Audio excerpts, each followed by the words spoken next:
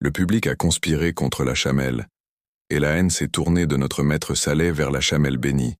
La haine se concentra sur elle, et la conspiration commença à tisser ses fils contre le chameau. Les incroyants ont réfléchi à ce grand verset, et ont pensé à quelque chose en eux-mêmes. Une nuit, une séance des anciens du peuple a eu lieu, et il est devenu courant de voir que dans les récits des prophètes, ces mesures pour éliminer le prophète, ces miracles, ou son appel viennent des dirigeants du peuple, par crainte pour leurs intérêts si le peuple se tournait vers le monothéisme, et de leur peur vers la crainte de Dieu seul. Les dirigeants du peuple ont commencé à se consulter sur ce qui devait être fait pour mettre fin à l'appel de Saleh. L'un d'eux leur a conseillé de tuer le chameau, puis Saleh s'est suicidé.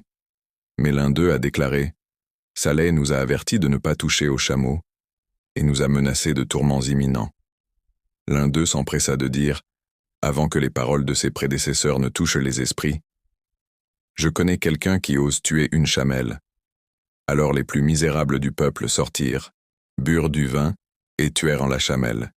Et c'est ce que dit Dieu Tout-Puissant. Quand le plus misérable d'entre eux sortit, ils lui mentirent et la rendirent impuissante, et sa parole. Alors il prit de l'alcool et devint impur. La date et le lieu de l'exécution du crime furent convenus, et la nuit fixée, alors que le chameau béni dormait paisiblement, ils la tuèrent. Le prophète Saleh savait ce qui s'était passé, alors il sortit en colère contre son peuple.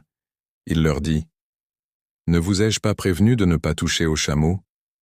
Ils dirent, « Nous l'avons tué, alors apportez-nous le châtiment et hâtez-le. N'avez-vous pas dit que vous étiez l'un des messagers ?» Salih dit à son peuple, « Profitez de votre séjour dans votre maison pendant 3 jours. C'est une promesse à laquelle on ne peut pas mentir. » Puis Saleh quitta son peuple, les quitta et partit. L'affaire a pris fin et Dieu a promis de les détruire au bout de 3 jours. 3 jours passèrent pour les incroyants du peuple de Salih, tandis qu'ils se moquaient du tourment et attendaient, et à l'aube du 4e jour, le ciel s'ouvrit avec un grand cri. Le cri tomba sur les montagnes, et tout ce qui y vivait périt. Un cri, dont le premier venait à peine de commencer, et le dernier à venir, que les infidèles du peuple de Saleh furent tous frappés d'un seul choc. Ils sont tous morts avant de réaliser ce qui s'était passé.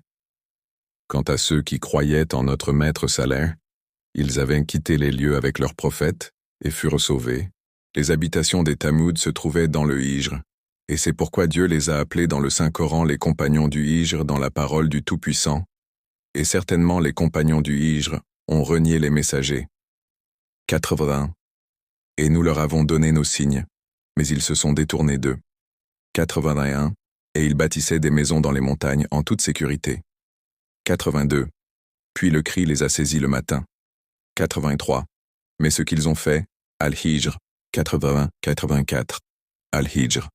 Un pays avec de nombreuses montagnes dans lequel les maisons des habitants de Tamoud ont été sculptées, et il est situé dans le royaume d'Arabie Saoudite, au nord de Médine.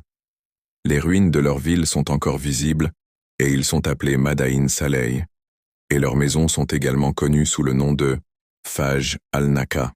Le Coran détaille l'histoire de Salih avec son peuple dans environ 11 sourates, et les points les plus importants sont les suivants. Preuve de sa prophétie et de son message aux Tamoud. Il a été mentionné que les Tamoud étaient des califes sur terre après Ad. Il a été mentionné que ces personnes étaient en sécurité et bénéficiaient des bénédictions de Dieu dans les jardins, les sources, les cultures diverses et les palmiers fructueux. Ils construisent des palais dans les plaines et sculptent les montagnes en demeures luxueuses. Des gens avec des idoles qui les adorent à la place de Dieu, il a été mentionné que Salih les a appelés à Dieu de la même manière que les messagers les ont appelés, et leur a ordonné d'être pieux, et leur a interdit d'adorer des idoles. Donc un petit groupe a cru avec lui, mais la plupart d'entre eux l'ont nié, étaient trop arrogants pour le suivre, n'ont pas cru à son message et lui ont demandé un miracle qui témoignait de sa sincérité.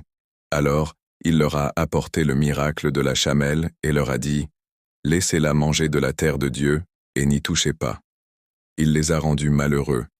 Alors il a abattu la chamelle et leur a dit « Profitez de votre maison pendant 3 jours.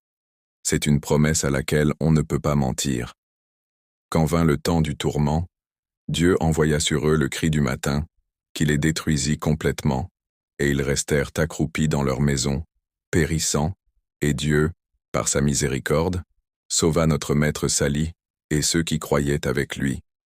Ainsi, le commandement et le décret de Dieu furent accomplis. La loi de Dieu concernant ceux qui sont décédés auparavant.